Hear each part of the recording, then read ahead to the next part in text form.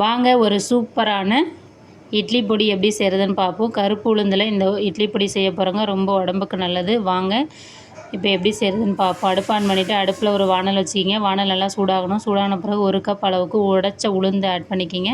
முழு உளுந்து சேர்க்க வேணாம். உடைச்ச உளுந்து ஆட் பண்ணிவிட்டு ஒரு 5லேருந்து 6 நிமிஷம் அடுப்பை சிம்மில் வச்சுட்டு நல்லா ப்ரௌன் கலர் ஆகிற வரையும் வறுத்துக்குங்க. லைட் ப்ரௌன் கலர் ஆகிற வரையும் வறுத்த உளுத்தம்பருப்பு ஒரு பிளேட்டில் கொட்டி தனியாக ஆற விட்டுக்குங்க.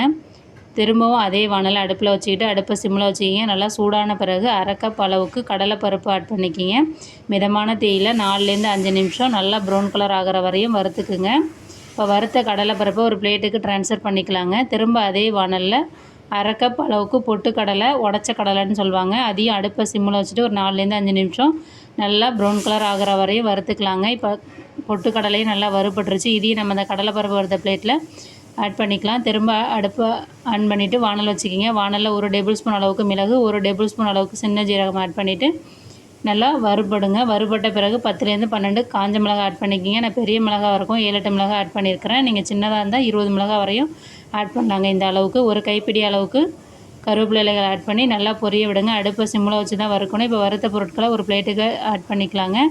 ஆட் பண்ணிவிட்டு நல்லா ஆற விட்டுக்கணுங்க. ஆற விட்ட பிறகு நம்ம மிக்சியில் நல்லா பவுட்ரு பண்ணி எடுத்துக்கணும். இப்போ இதை நல்லா மிக்ஸ் பண்ணிக்கலாங்க. மிக்ஸ் பண்ண பிறகு மிளகாய் ரொம்ப நீளமாக இருக்குது, அதனால் நான் கத்திரிக்கோலால் கட் பண்ணிக்கிறேன். மிக்ஸ் பண்ணிவிட்டு 1 டேபிள் ஸ்பூன் அளவுக்கு உப்பு ஆட் பண்ணிக்கிங்க. 1 டீஸ்பூன் அளவுக்கு பெருங்காயத்தூள் ஆட் பண்ணிக்கிங்க.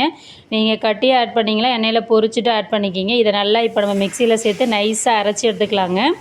நம்ம உளுத்தம்பருப்பு கருப்பு உளுந்து சேர்க்காத மற்ற பொருட்களை மட்டும்தாங்க இந்த மாதிரி நைஸாக அரைச்சி எடுத்துருக்குறோம். கருப்பு உளுந்து இன்னும் நான் சேர்க்கலை. கருப்பு உளுந்தை நம்ம தனியாக மிக்சியில் நல்லா கொரப்பாக ரவை பதத்துக்கு அரைச்சி எடுத்துக்கலாங்க. அப்போ தான் அந்த இட்லி பொடி நல்ல டேஸ்ட்டாக இருக்கும். நீங்கள் சாதமாக செஞ்சாலும் கருப்பு உளுந்து பொடியை போட்டு சாதமாக செஞ்சாலும் செம்ம டேஸ்ட்டாக இருக்குங்க. இப்போ பாருங்கள் எவ்வளோ கொரப்பாக இருக்குது பார்த்தீங்களா? இந்த மாதிரி இருக்கணும். இப்போ இதை நான் நல்லா தனித்தனியாக அரைச்சிருக்கிறதுனால கையில் ஈரம் இல்லாத நல்லா மிக்ஸ் பண்ணிக்கிறேன். நீங்கள் ஸ்பூன் வச்சு வேணாலும் மிக்ஸ் பண்ணிக்கலாங்க. இதில் நல்லெண்ணெய் ஊற்றி நீங்கள் இட்லி தோசை கூட சாப்பிட்லாம். இல்லை நீங்கள் பொடி ரைஸ் மாதிரி இட்லி பொடி ரைஸ் மாதிரி கருப்பு உளுந்து பொடி ரைஸ் செஞ்சு சாப்பிட்லாங்க. செம்மையாக இருக்கும். ட்ரை பண்ணி பார்த்துட்டு கருப்பு உளுந்து இட்லி பொடி எப்படி இருந்ததுன்னு சொல்லுங்கள். தேங்க்யூ.